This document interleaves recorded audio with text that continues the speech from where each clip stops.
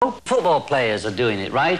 Which we were doing then, which is projecting the future in a positive way. Now, people are saying, no, you're naive, you're dumb, you're stupid. Okay, it might have hurt us on a personal level to be called names, but what we were doing, you can call it magic, meditation, projection of goal, which business people do. They have courses on it. The footballers do it.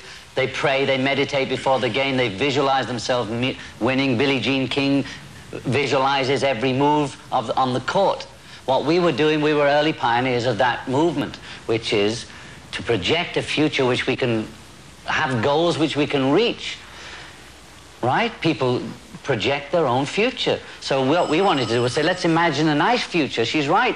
The males like even Aldous Huxley and George Orwell, who produced 1984, you look into Orwell's life, it was all torture and this, that, and the other, and he was brought up in a certain environment in a male-dominated society full of Marxist stuff about Spain, and they were all from the whatever, that period when they had those dreams of socialism answering everything, right? And their dreams fell to dust after the war, and then they wrote these books projecting this horrific Big Brother, monsters controlled by robots, and even now I think these people that project this space fantasies are projecting war in space continually, with women in miniskirts, available sexual objects, and the men with super macho John Wayne guns on their hips.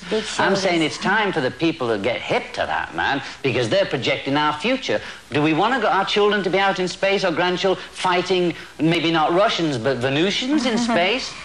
You see, if it works for a football player and a tennis player, it can work for all of us. We have to project a positive future.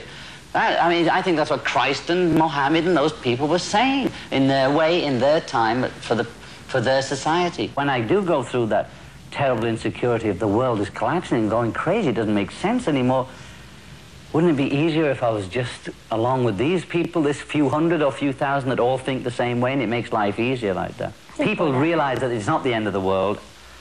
The apocalypse is not going to happen, no matter what some person might threaten us with. Those people have been waving those end of the world. I remember those, the end of the world is nigh cartoons when I was 12, you know.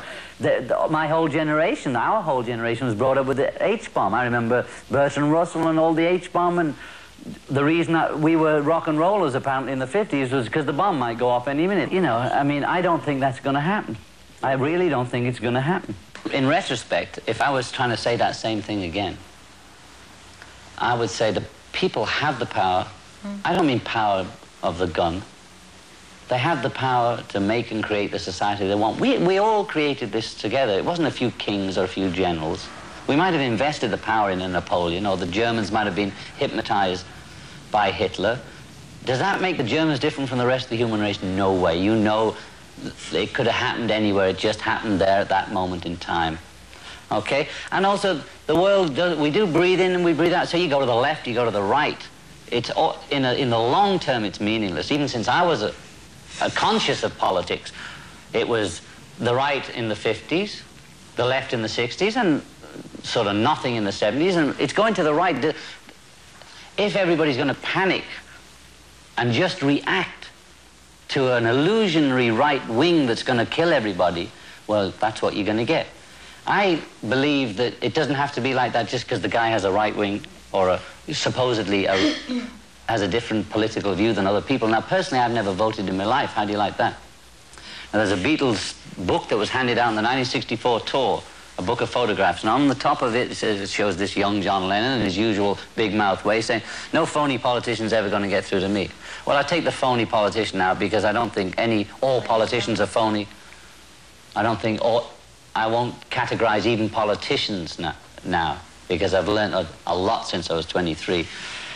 But I don't think politics is the only answer, you see. I think this idea that we elect these leaders and then expect them to do miracles for us. Now, Kennedy is a big dream for everybody because he didn't live to fulfill or let us down. And it's not to negate what Kennedy was and what he means to people. But the reality is, had he lived, how do you know how well he would have done at the time, right? Or how the war would have gone and how everything would have gone. So investing leaders with supernatural powers, whether they be pop stars, politicians, or movie stars, or football hero, it don't work. It just doesn't work. Because we put them up on the pedestal and immediately we want to knock them off. So Reagan's going to go in there. All the so-called rightists are all going to be waiting for him to do what they want. And when he doesn't, because it's impossible, because the presidency is such a vast, awe-inspiring position for any man to be in, and it means a lot more than some local right-left group, that he cannot possibly fulfill the dreams of the right wing, the same way as Carter or Kennedy could never fulfill the dreams of the left wing. People are believing in projecting their own power, visualizing goals, visualizing positiveness, and doing these things that are changing the world. It all takes time. You see, I think that the bit about, you know, the 60s, we're all full of hope, and then everybody got depressed, and the 70s were terrible.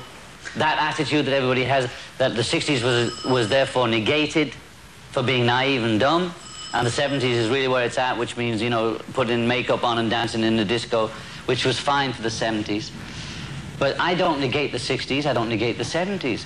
The seeds that were planted in the 60s, and possibly they were planted generations before, but the seed that whatever happened in the 60s, the flowering of that is in the feminization of society, the meditation, the positive learning that people are doing in all walks of life.